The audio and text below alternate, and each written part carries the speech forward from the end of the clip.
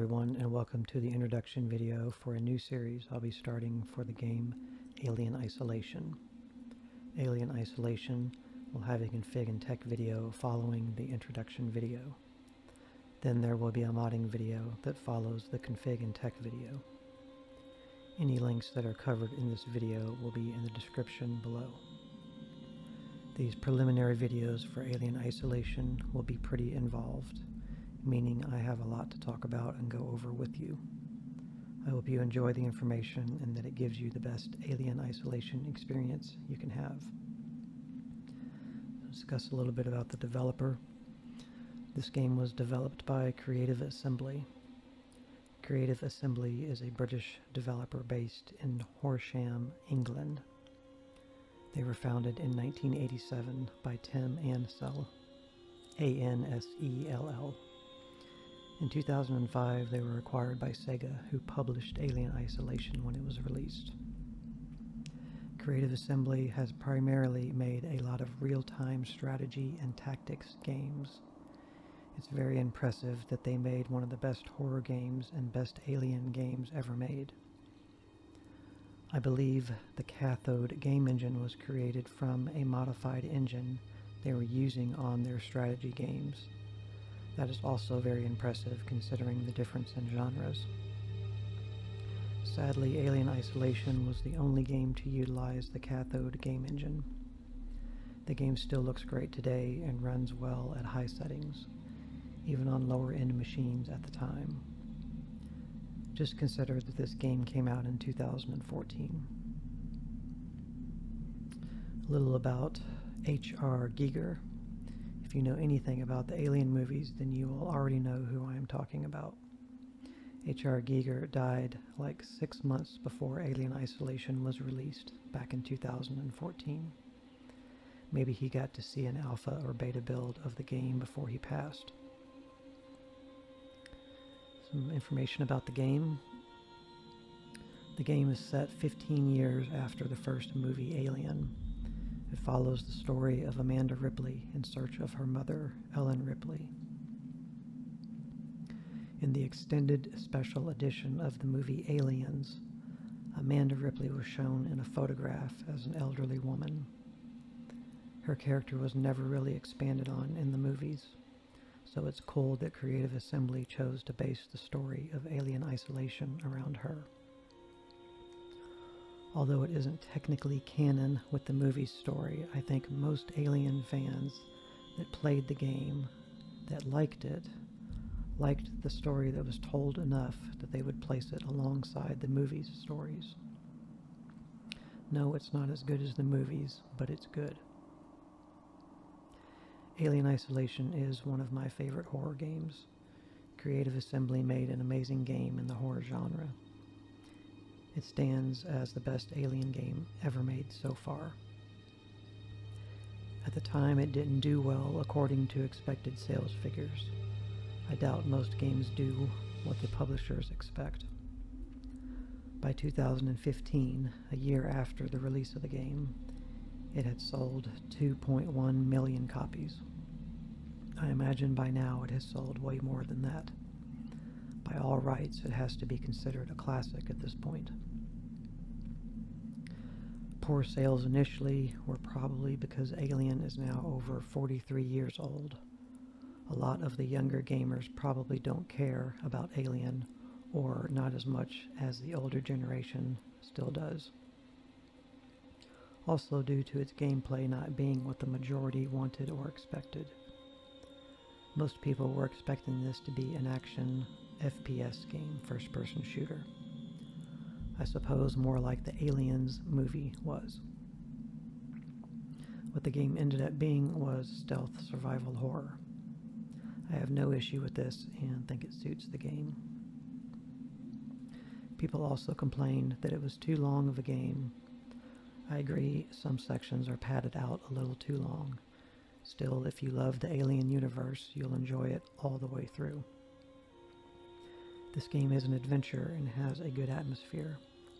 There is backtracking, but that is done in tons of games, so you can't fault Alien Isolation for that.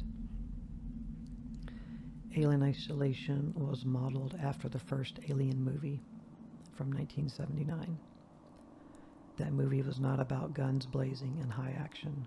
It was a slow, calculating, and suspenseful movie. The crew didn't know what they were up against to start with, so they were being careful or stealthy about how they handled the situation, at least up to a certain point. If an Alien 2 or an Alien Isolation 2 is ever made, it would be cool to see a story about Newt from the sequel, Aliens.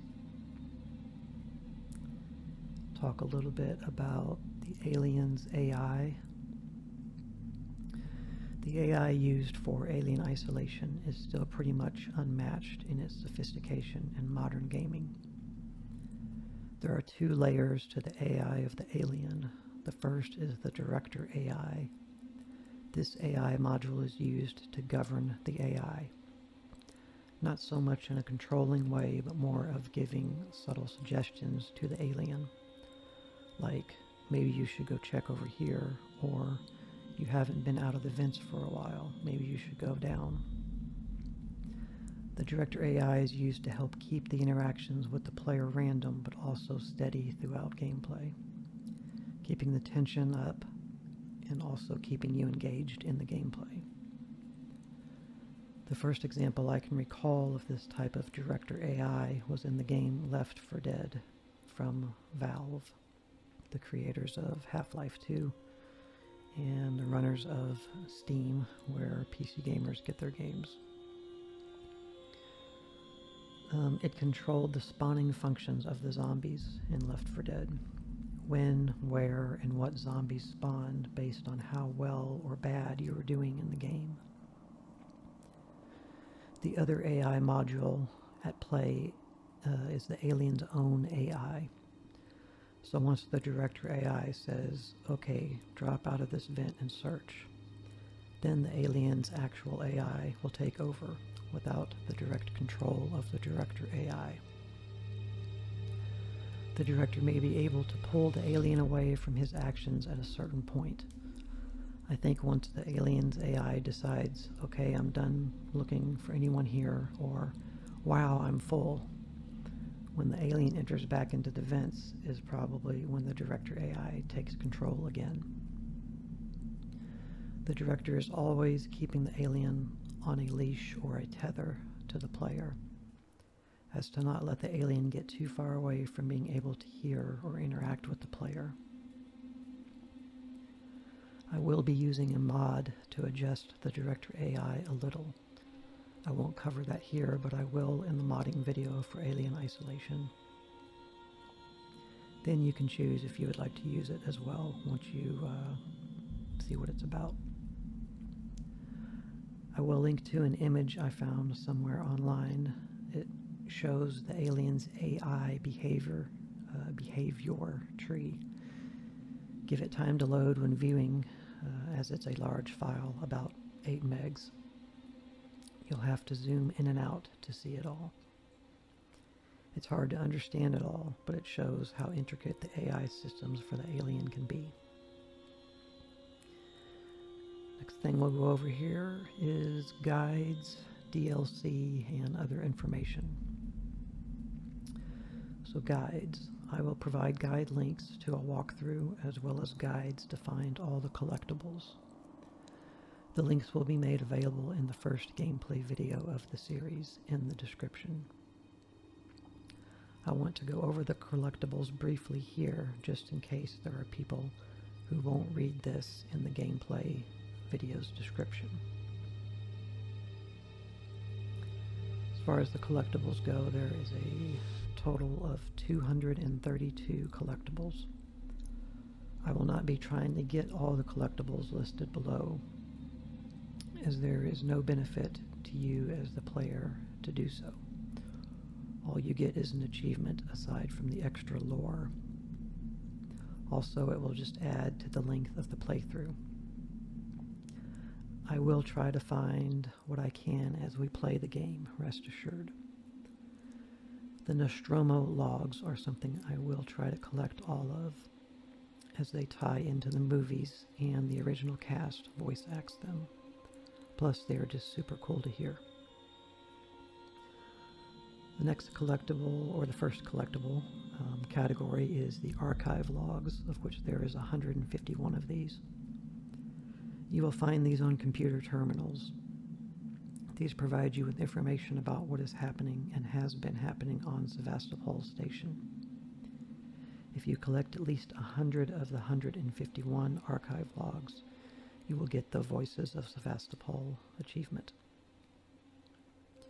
The next category of collectibles is the Nostromo logs I just mentioned, of which there is 10. You will find these across the Sevastopol Station. These are voice recordings by the crew of the Nostromo. These recordings are done by the original cast of the movie. I also believe that they were re-recorded for the game specifically. If you collect all 10, you will get the Archivist achievement. I will be referencing this to hopefully find them all for the playthrough. Meaning the guide showing where they are. Next category of collectibles is blueprints.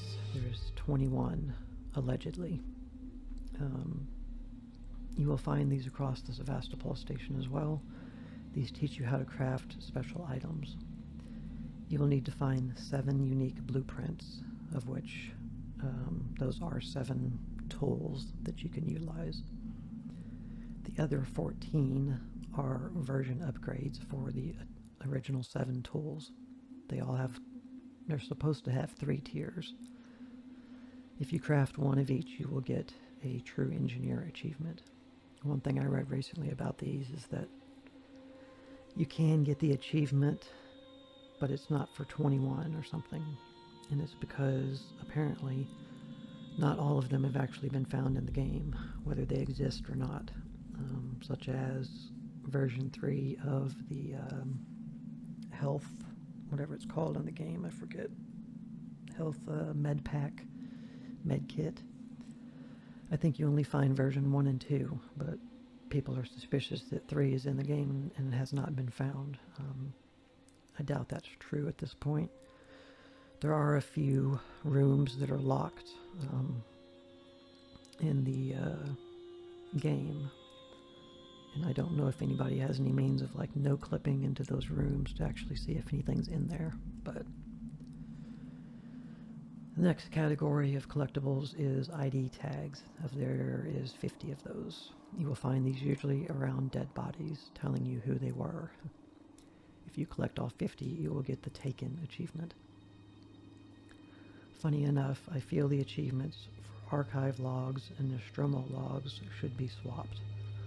Archive logs should give the Archivist achievement, and the Nostromo logs should give you Voices of Sevastopol, but renamed to Voices of Nostromo. I think that would make more sense. So those are the collectibles, and as mentioned, I will be trying to find all the Nostromo logs. I have found and got all of these achievements for the archives, Nostromo logs, blueprints, and ID tags. I found all of them on my playthrough. But unless you strictly follow a guide as you're playing the game, you're not going to find everything. You're going to miss something. There are some ID tags that are kind of easily missed. Next thing I wanted to talk about is the DLCs that I will be playing. So the DLCs, after completing the main game, I will be playing through 2 of the DLCs. The first one being Crew Expendable, which is a movie-based DLC. This additional content sees the original crew reunited aboard the Nostromo. Brett and Kane are dead, alongside Ash and Lambert. It is now down to you as Dallas, Parker, or Ellen Ripley to find a way to isolate the alien and overcome the terror that confronts them. The second DLC is Last Survivor, which is also a movie-based DLC. As Ellen Ripley, it is down to you to complete the last mission on board the Nostromo. The rest of the crew are dead. In a desperate bid to survive, you must set the ship's self-destruct and attempt to reach the escape shuttle. Timed Survivor Challenge Maps DLCs. I do have these DLCs, but I will not be playing these maps in this playthrough. I don't like this kind of content in any game personally. I'm not saying it's bad, it's just not my thing. I much prefer what the Crew Expendable and Last Survivor are as DLC content. If you are interested in playing these yourself, I'll give you the information I do know about them. Even if the timer expires, you can still keep going in the mission. You just get fewer points or whatever once you complete it. That's if they're even all timed. I know some of them are considered scavenger or salvaging missions, and I don't know if those are timed, but I think they all are timed. And as far as I know, you can still get through them even if the timer ends. The other thing being, the survivor maps are locked to hard mode. The bad thing about this is when you peek around corners, if the alien looks at you, he will see you peeking, come running over to say hi, and then proceed to eat your face off. Unlike on normal mode, you would be okay to do this as long as you are peeking around a corner. I'm sure he is harder in a lot of other ways as well. Needless to say, the alien will kick your ass in these maps. I am seeking out someone that could mod these survivor maps to have the difficulty set to normal and not hard. I get it, they are challenge maps and they're meant to be hard, but still would be nice if a mod was able to do that. Other information. Speedrunning. Check out the YouTuber Psychohypnotic.